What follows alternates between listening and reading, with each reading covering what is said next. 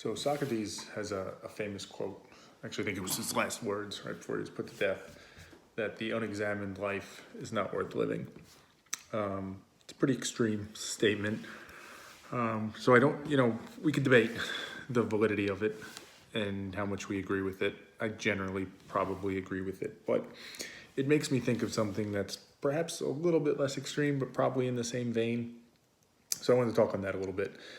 And it's really just the idea of questioning in general and why it's important, why it's valuable. And then I guess to Socrates' quote, like, is it necessary?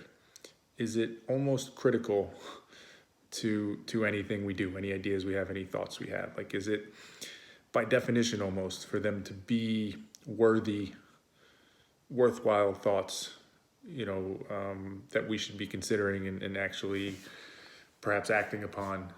Questioning has to be a part of it. So I realize I'm a little philosophical here. So what do I mean by that? Well, I've often said that when I listen to interviews or podcasts or anything like that, where somebody is sharing their views on a topic, making a case for something, right? And it could be anything, right? It could be about certain diets that are most effective, or political topics, obviously, social topics, climate change, whatever it is. If you are making a point, if you have a view that you're trying to communicate and in theory convince others of, or at least get them to understand, my view has always been it's almost worthless to do that in a singular way as one person. So let's pretend I'm a nutritionist and I have a strong view on being vegan, that it's a mistake, that it's not good for people. If I go on a podcast or if I make a video or do an interview, whatever it is, and it's just me talking about all the reasons why being a vegan is bad, I find that, me outside of this hypothetical, I find that pretty useless because there's no questioning, right? Now, maybe there's an interviewer who does a good job, but by and large, you don't get too much of that.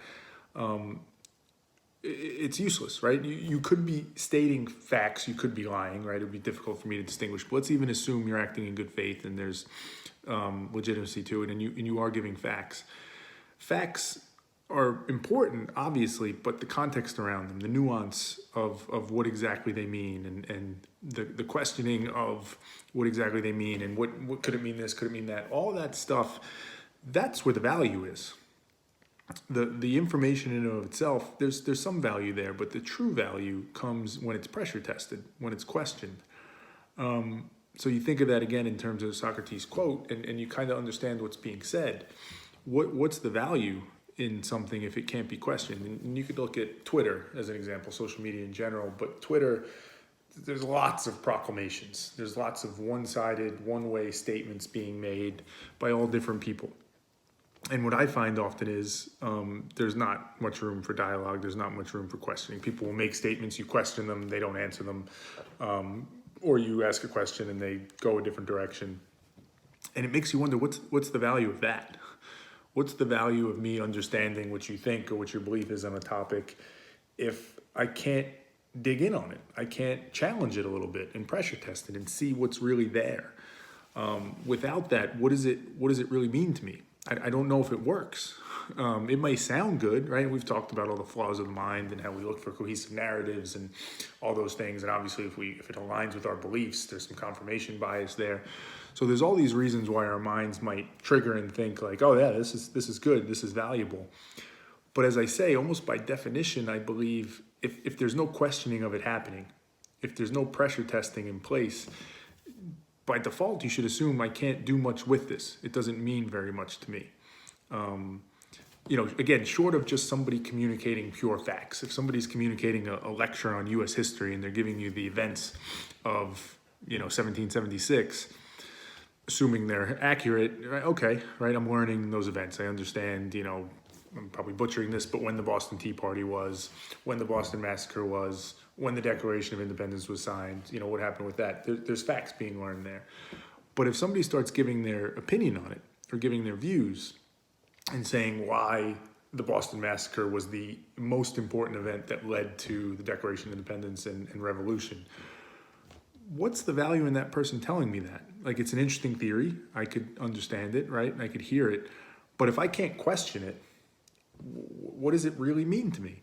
And certainly I could do the questioning myself, right? I could take in that information and listen, and then go listen to another podcast or go read a book and do the work myself. And oftentimes that's what you have to do, and that's fine. Wherever the questioning comes, it doesn't matter, but the questioning has to happen.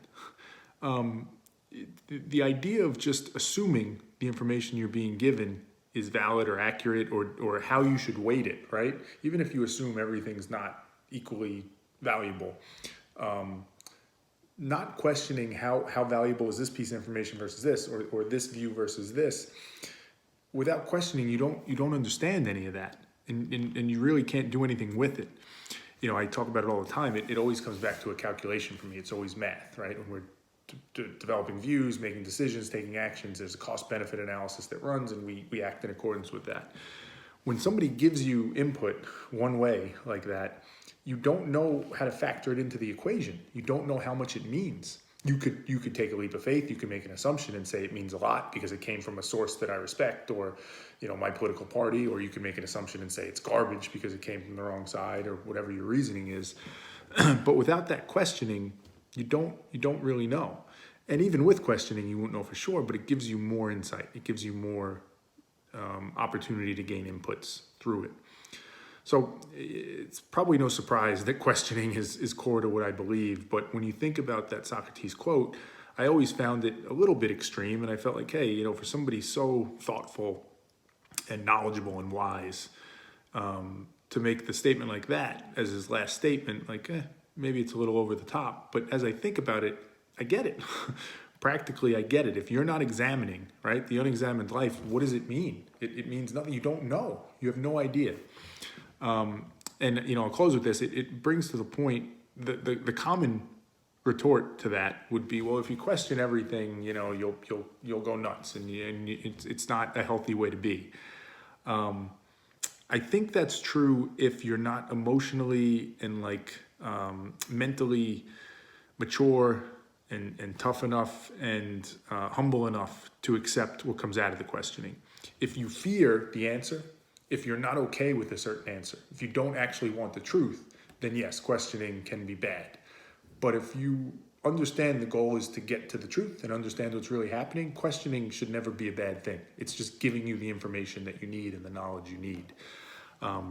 So I just don't see an argument against it. And I think as a society, as a people, the more we embrace it, the obvious and the cliched almost at this point concept of, hey, question stuff, truly question, we will struggle short of that.